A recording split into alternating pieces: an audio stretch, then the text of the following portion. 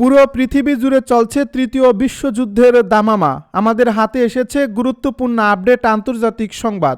শুরুতেই থাকছে সামরিক হামলার দ্বারপ্রান্তে যুক্তরাষ্ট্র, প্রস্তুত ইরানও। এবারে জানিয়ে দিব ইরানকে ভয় দেখাতেই কি যুক্তরাষ্ট্রের সামরিক প্রস্তুতি। এদিকে লেবাননের একাধিক গ্রামে দখলদার ইসরায়েলের ব্যাপক বিমান হামলা। আরও জানাবো হরমুজ প্রণালীতে মহড়া নিয়ে ইরানকে সতর্ক করল যুক্তরাষ্ট্র। সব শেষে জানিয়ে দিব যুক্তরাষ্ট্রের সঙ্গে আলোচনার জন্য প্রস্তুত ইরান, জানালা রাখছে। এতক্ষণ শুনছিলেন হাতে থাকা আপডেট সংবাদের শিরোনাম, এবারে বিস্তারিত। তবে তার আগে অনুরোধ রইল ভিডিওটিতে একটি লাইক এবং কমেন্ট করে জানিয়ে দিন ভিডিও সম্পর্কে আপনার মূল্যবান মতামত। আরও জানিয়ে দিন ভিডিওটি কোথা থেকে দেখছেন বা কোন জেলা থেকে দেখছেন। সামরিক হামলার দ্বারপ্রান্তে যুক্তরাষ্ট্র, প্রস্তুত ইরানও। যুক্তরাষ্ট্র ও ইরানের মধ্যে উত্তেজনা চরম পর্যায়ে পৌঁছেছে। একদিকে মার্কিন নৌবহর ইরানের জলসীমায় একদম কাছে অবস্থান নিয়েছে, অন্যদিকে ইরানও সম্ভাব্য সংঘাত মোকাবিলায় সর্বাত্মক প্রস্তুতি নিচ্ছে। বিশ্লেষকেরা বলছেন এখন শুধু প্রেসিডেন্ট ডোনাল্ড ট্রাম্পের একটি নির্দেশের অপেক্ষা, আর তাতেই মধ্যপ্রাচ্যে শুরু হতে পারে ভয়াবহ যুদ্ধ।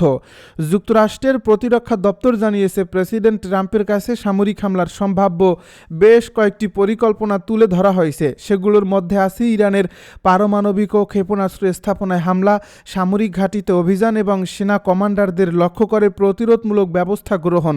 গত মাসে ইরানের সরকার বিরোধী বিক্ষোভ দমনে নিরাপত্তা বাহিনীর দমন পীড়নের পর থেকেই যুক্তরাষ্ট্র মানবাধিকার রক্ষার যুক্তি দেখিয়ে সামরিক হস্তক্ষেপের পরিকল্পনা করছে। মার্কিন প্রতিরক্ষা মন্ত্রী পিট হেগসেথ এক বক্তব্যে বলেছেন, প্রেসিডেন্ট যে কোনো সিদ্ধান্ত নিলেই সামরিক বাহিনী তা বাস্তবায়নে প্রস্তুত। তার দাবি, ইরান পরমাণু বোমা অর্জনের পথে এগোচ্ছে, যা পুরো অঞ্চলের জন্য হুমকি। তবে ইরান এসব অভিযোগ প্রত্যাখ্যান করছে। তাদের ভাষ্য, পরমাণু কর্মসূচি শুধু শান্তিপূর্ণ উদ্দেশ্যে পরিচালিত হচ্ছে এবং প্রতিটি দেশেরই এটি চালানোর অধিকার আছে। দেশটির সর্বোচ্চ নেতা আয়াতুল্লাহ আলী খামেনির উপদেষ্টা হুঁশিয়ারি দিয়েছেন, হামলা হলে ইরান শুধু যুক্তরাষ্ট্রকেই নয়, ইসরায়েলকেও জবাব দেবে।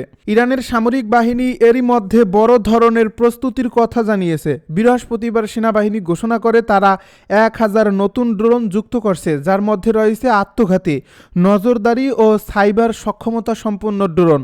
সেনাপ্রধান আমির হামাতি বলেন, বিদ্যমান হুমকির ভিত্তিতে আমাদের যুদ্ধ সক্ষমতা কৌশলগতভাবে বাড়ানো হয়েছে। ইরানকে ভয় দেখাতেই কি যুক্তরাষ্ট্রের সামরিক প্রস্তুতি। ইরানের উপকূলে যুক্তরাষ্ট্র তাদের সামরিক উপস্থিতি আরও জোরদার করছে। বিশেষজ্ঞরা বলছেন, ওয়াশিংটন দেশটির উপর হামলার পরিকল্পনা করছে। তাদের এ তৎপরতা সেটারই একটি বড় সংকেত হতে পারে। তবে যুক্তরাষ্ট্রের প্রেসিডেন্ট ডোনাল্ড ট্রাম্প গত বৃহস্পতিবার বলেছেন, তিনি ইরানের বিরুদ্ধে সামরিক পদক্ষেপ এড়িয়ে যেতে চান।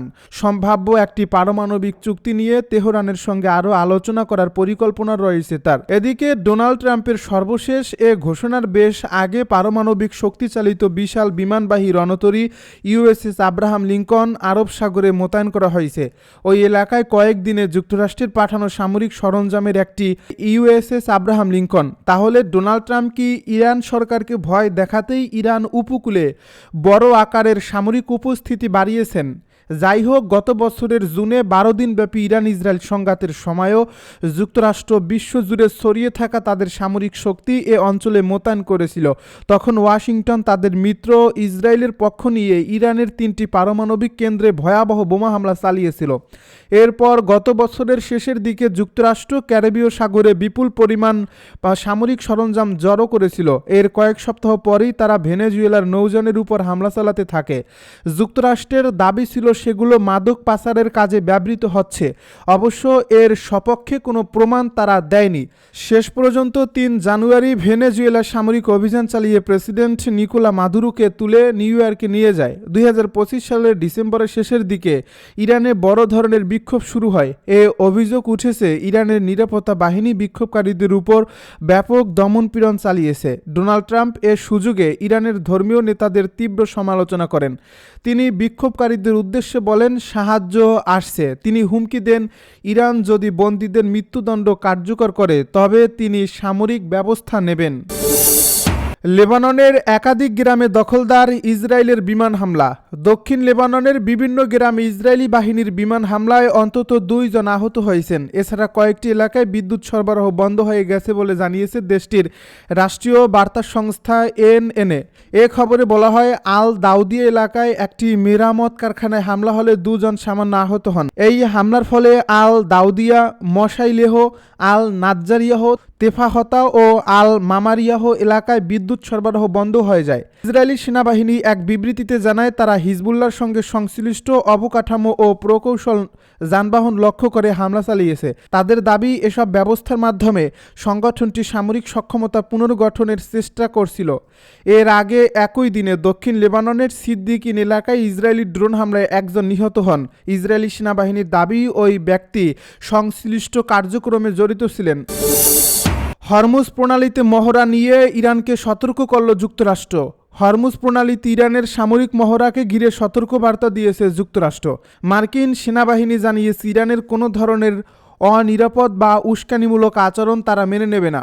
শনিবার মার্কিন সেন্ট্রাল কমান্ড জানায়, ইরানের ইসলামিক রেভলিউশনারি গার্ড কর্পস আগামী 1 ও 2 ফেব্রুয়ারি হরমুজ প্রণালীতে 2 দিনের সরাসরি গোলাবর্ষণ সহ নৌ মহড়া চালানোর পরিকল্পনা করছে। এ বিষয়ে ইরানকে নিরাপদ ও পেশাদার আচরণ করার আহ্বান জানানো হয়েছে।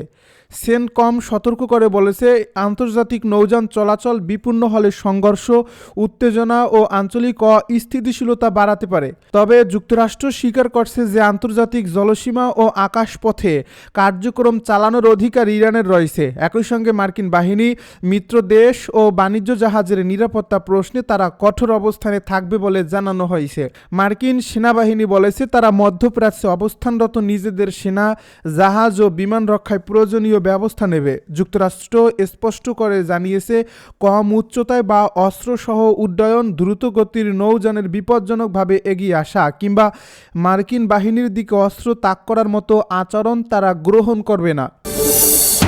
যুক্তরাষ্ট্রের সঙ্গে চলমান উত্তেজনার মধ্যে ইরানের পররাষ্ট্রমন্ত্রী আব্বাস আরাকচি বলেছেন, মধ্যপ্রাচ্যে ক্রমশ বাড়তে থাকা অস্থিরতার পরও তার দেশ যুক্তরাষ্ট্রের সঙ্গে ন্যায়সঙ্গত ও সামঞ্জস্যপূর্ণ আলোচনার জন্য প্রস্তুত। খবর আল জাজিরার। শুক্রবার তুরস্ক সফরকালে ইরানের পররাষ্ট্রমন্ত্রী আব্বাস আরাকচি সাংবাদিকদেরকে বলেন, আলোচনা করতে ইরানের কোনো সমস্যা নেই, তবে হুমকির ছায়াতলে বসে আলোচনা হতে পারে না।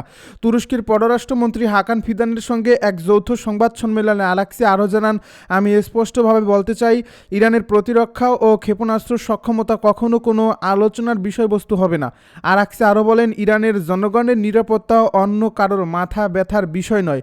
দেশকে রক্ষা করার জন্য যতটুকু প্রয়োজন আমরা আমাদের প্রতিরক্ষা সক্ষমতা ততটুকু বজায় রাখব এবং বৃদ্ধি করব। সাম্প্রতিক সরকার বিরোধী বিক্ষোভ দমনে ইরানের কড়া পদক্ষেপ এবং দেশটির পারমাণবিক কর্মসূচি সীমিত করার প্রচেষ্টাকে কেন্দ্র করে কয়েক সপ্তাহ ধরে তেহরান ও ওয়াশিংটনের মধ্যে উত্তেজনা তুঙ্গে। এই সপ্তাহের শুরুতে ডোনাল্ড ট্রাম্প বলেছিলেন, ইউএসএস আব্রাহাম লিঙ্কন বিমানবাহী রণতরীর নেতৃত্বে একটি বিশাল নৌবহর ইরানের দিকে অগ্রসর হচ্ছে এবং ইরানি নেতারা আলোচনায় রাজি না হলে প্রয়োজনে সহিংসতা চালানো হবে। এদিকে শুক্রবার হোয়াইট হাউসে সাংবাদিকদের সঙ্গে আলাপকালে ডোনাল্ড ট্রাম্প বলেন, তার প্রশাসন ইরানের দিকে আরও বড় কিছু জাহাজ পাঠাচ্ছে।